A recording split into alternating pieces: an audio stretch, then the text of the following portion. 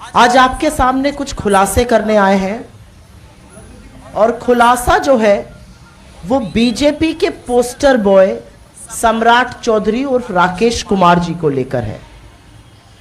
पूरे विश्व में बिहार की, भारत की ख्याति सम्राट अशोक के नाम से जानी जाती है, लेकिन महामानव के जो जादूगर हैं वो सम्राट चौधरी जी हैं।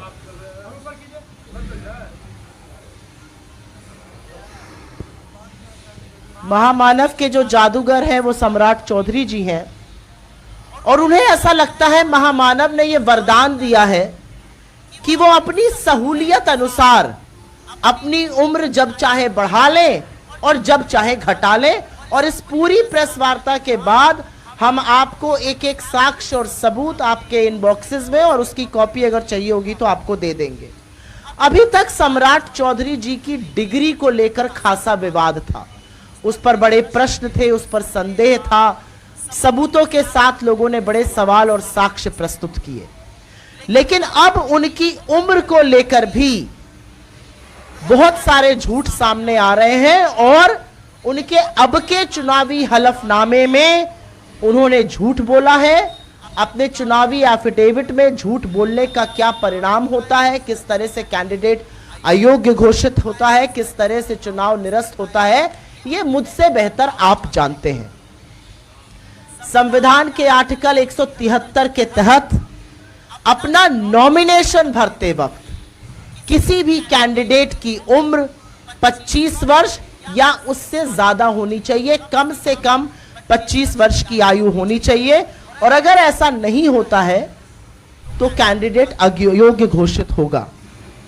लेकिन इस पूरे कानून की धज्जियां उड़ाने का काम बिहार में बीजेपी में चल रहा है, एक जादू हो रहा है, और जादू के तहत नरेंद्र मोदी और अमित शाह के चहेते सम्राट चौधरी जब मर्जी चाहते हैं 12-15 वर्ष अपनी उम्र बढ़ा लेते हैं, जब मर्जी चाहते हैं अपनी उम्र घटा लेते हैं। सहूलियत के अनुसार उनकी उम्र घट और बढ़ रही है।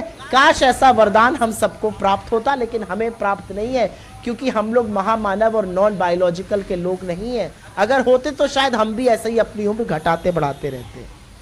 इस बार के चुनावी हलफनामे में उन्होंने अपनी उम्र 56 वर्ष घोषित की है। उनका कहना है कि वो 1968 में पैदा हुए थे। आपसे बस थोड़ा सा फिगर सुनने का अनुरोध करती हूं। इस बार के चुनावी हलफनामे में उनका कहना है कि वो 1968 में 1968 में पैदा हुए थे। इस हिसाब से उनकी जो आयु है वो 56 वर्ष है।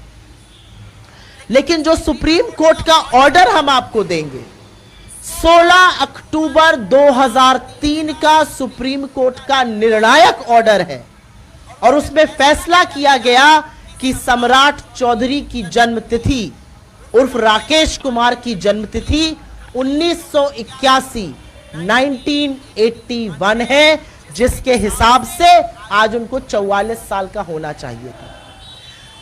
सुप्रीम कोर्ट के 16 अक्टूबर 2003 के ऑर्डर ने सम्राट चौधरी को अयोग्य घोषित किया था।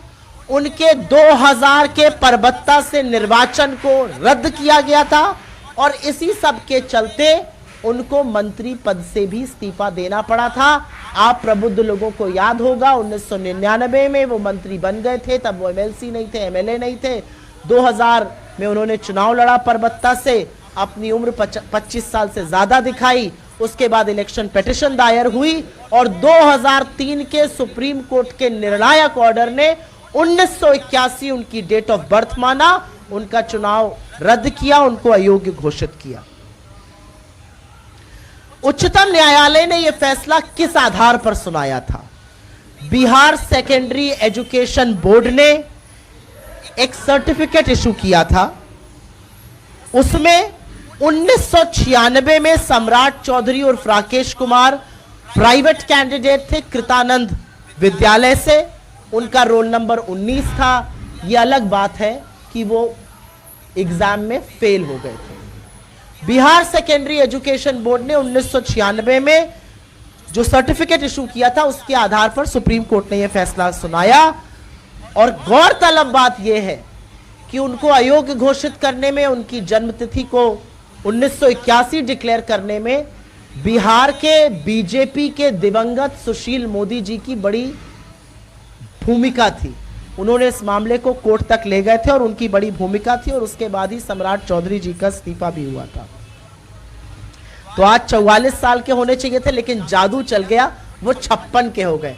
56 इंच की छाती के महामानव और 56 का उनका सपा सिलादार।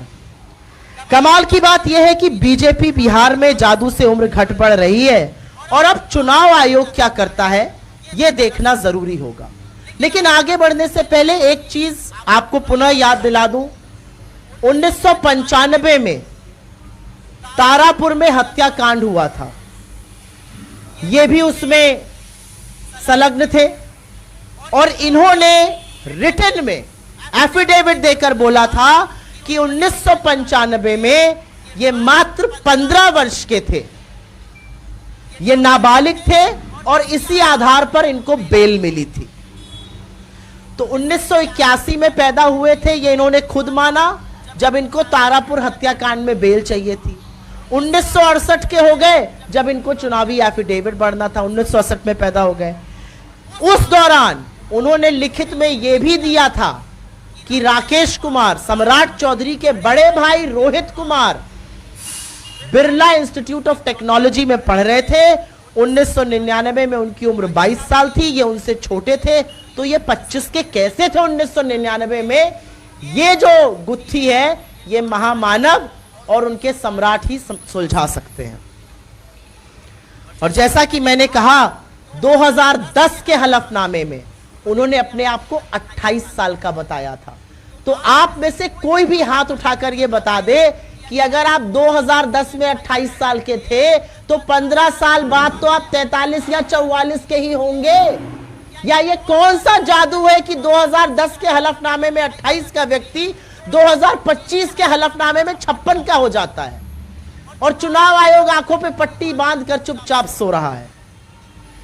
लेकिन यह सिर्फ सम्राट चौधरी की बात नहीं, और यही मूल मुद्दा इस प्रेस कॉन्फ्रेंस का है। यह सम्राट चौधरी के फर्जीनामे की बात नहीं है, फर्जीवाड़े की बात नहीं है, ठगी की बात नहीं है। यह नरेंद्र मोदी और अमित शाह की ब्रांड ऑफ पॉलिटिक्स, उनकी राजनीति, उनका फर्जीवाड़ा, उनका झूठ, उनकी धोखेधड़ी, उनकी ठगी का परिचायक है। यह काम, यह brand of politics Narendra Modi और अमित शाह लगातार करते हैं। यह उनकी नीति निर्माण का भी मूलभूत आधार है। यह जो तथाकथित डबल इंजन की सरकार है, यह फर्जीवाड़े और झूठ के आधार पर चल रही है, और यह हम आपको साक्ष्य के साथ इन्हीं के हलफनामों से, इन्हीं के एफिडेविट से, सुप्रीम कोर्ट के जजमेंट से आपको बता रहे हैं। बिहार जो तप और तर्पण और त्याग, तपस्या की भूमि है, बिहार जिसकी दुनिया में ख्याति ईमानदारी, कर्मठता, ज्ञान को लेकर है, वहां पर इस तरह का फर्जीनामा, फर्जीवाड़ा नरेंद्र मोदी और अमित शाह के सिपा सालार सम्राट चौधरी कर रहे हैं। और सारा झूठ जानते हुए भी नरेंद्र मोदी और अमित शाह ने अपनी आंखों पर पट्टी बांधी हुई है, मोटी चमड़ी कर ली है, और मुंह में दही जमाए हुए हैं। इस पर कोई कार्रवाई नहीं की जा रही है। मैं आपसे पूछना चाहती हूं, अगर एक आम आदमी अपनी उम्र को 1 या 2 साल भी इधर उधर कर दे तो क्या एक्शन होगा प्रशासन का उसके खिलाफ? क्या करेगी सरकार? क्या करेगी यूनिवर्सिटी? क्या उसको नौकरी मिलेगी? क्या उसकी नौकरी बरकरार रहेगी? नहीं रहेगी। लेकिन यहां पर अपनी उम्र को साल दर साल इधर उधर करने वाले व्यक्ति को अध्यक्ष घोषित कर दिया जाता है, उसको मुख्यमंत्री बनाया जाता है। अब वो उम्मीदवार है और बीजेपी उसके खिलाफ कोई एक्शन नहीं ले रही है। इस पूरे मामले में बीजेपी क्या करती है यह देखना होगा, चुनाव आयोग क्या करता है यह देखना होगा, और तुरंत कानूनी कार्रवाई होनी चाहिए। लेकिन बीजेपी का एक ट्रैक रिकॉर्ड है, हम सबको पता है कि मर्यादा और नैतिकता पर उनका क्या स्टैंड रहता है, हम सबको पता है कि वो आगे क्या करेंगे या क्या नहीं करेंगे। और इसी आधार पर मेरा मानना है कि बिहार की जनता ऐसा सबक सिखाएगी और कड़ी सजा वो देगी, अपने साथ ठगी करने की, अपने साथ झूठ बोलने की, अपने साथ फर्जीवाड़ा करने की। ये बेशर्मी, ये ठगी बिहार की जनता के साथ की जा रही है। और यहां पर टेस्ट पर चुनाव आयोग भी है। चुनाव आयोग से यह पूछना रहेगा कि उच्चतम न्यायालय जिसका जजमेंट है 16 अक्टूबर 2003 का, और अपने जजमेंट के अंतिम पैराग्राफ में यह कहते हैं सुप्रीम कोर्ट का जजमेंट कि इसकी कॉपी चुनाव आयोग भी भेजी जाए और बिहार की लेजिस्लेटिव असेंबली के स्पीकर के पास भी भेजी जाए। ये सब जानते हुए चुनाव आयोग ये फर्जीवाड़ा कैसे होने दे रहा है? नरेंद्र मोदी और अमित शाह ये ठगी, ये धोखाधड़ी, ये झूठ कैसे पनपने दे रहे हैं? सवाल इन बातों का है।